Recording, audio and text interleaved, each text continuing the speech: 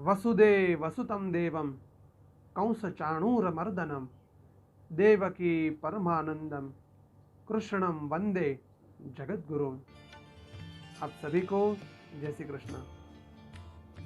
पवित्र पुरुषोत्तम मास के अंदर कल की कथा में आप सबने सुना राजा दृढ़धनवा का चरित्र।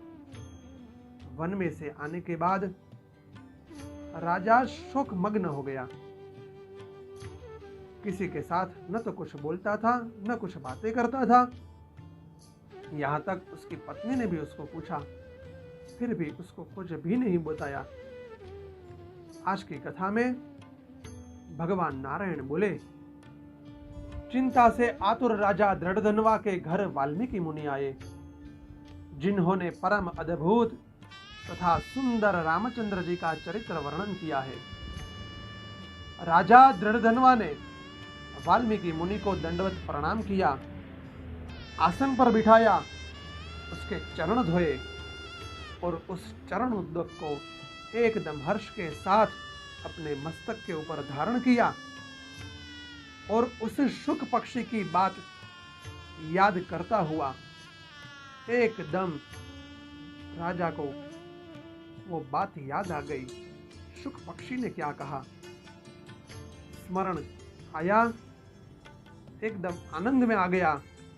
राजा दृढ़धनवा ने मधुर वचनों से कहा, हे भगवान, इस समय मैं कृतकृत्य हूं, मैं भाग्यवान हूं। हे प्रभु, आज मेरा जन्म सफल हुआ। हे प्रभु, आज मेरा मनोरथ पूर्ण हुआ। नारायण बोले, इस तरह वाल्मीकि मुनि को देखकर वह राजा मौन हो गया। वाल्मीकि मुनि प्रसन्न हुए और बोले, हे नृपश्रेष्ठ, तुम चिंतातुर क्यों हो? ऐसा लगता है तुम्हें कुछ कहना है, सो मन की बात कहो। दृढ़धनवा बोला, हे विद्वान, हमारे हृदय में एक बड़ा संदेह है। वन में शिकार के लिए गया था, वहां भ्रमण करता करता एक वृक्ष के नीचे बैठा। उस वृक्ष पर सुंदर शुक पक्षी बैठा था। उसने मेरे समक्ष एक श्लोक पढ़ा, इस पृथ्वी पर विद्यमान अतुल सुख को देखकर तो आत्मा का चिंतन नहीं करता है, तो इस संसार के पास कैसे जाएगा? तो जो आत्मा का चिंतन नहीं करेगा तो इस संसार के पार कैसे जाएगा? ऐसा उस शुक पक्षी ने मुझे बताया कि तू आत्मा का चिंतन नहीं करता है,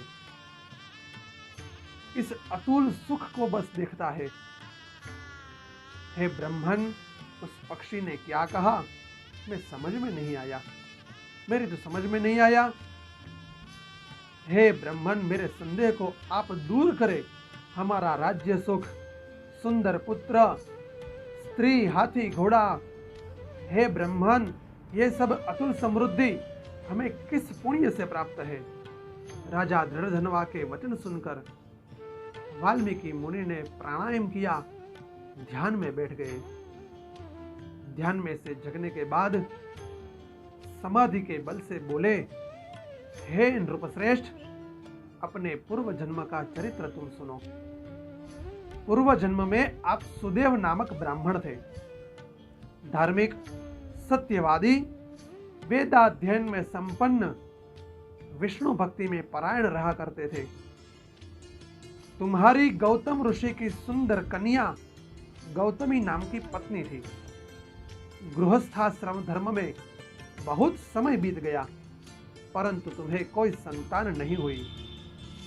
एक बार सुदेव ने गौतमी को कहा, इस संसार में पुत्र से बढ़कर दूसरा और कोई सुख नहीं है। शुद्ध वंश में होने वाली संतान इस लोक में तथा परलोक में कल्याण करने वाली होती है। श्रेष्ठ पुत्र न मिलने से मेरा जीवन निष्फल है। इस प्रकार पति का वचन सुनकर गौतमी बोली, हे प्राणेश्वर, इस तरह तुच्छ वचनों को न कहिए। हे सुव्रत, ज्ञानी पुरुषों पुत्र से न होने वाले सुख की इच्छा नहीं करते। संतत की इच्छा, धन की इच्छा, ये सब ज्ञानी पुरुषों को शोभा नहीं देता। आप तो ज्ञानी हो, महात्मा हो, तो आप पुत्र न होने की चिंता क्यों करते हो?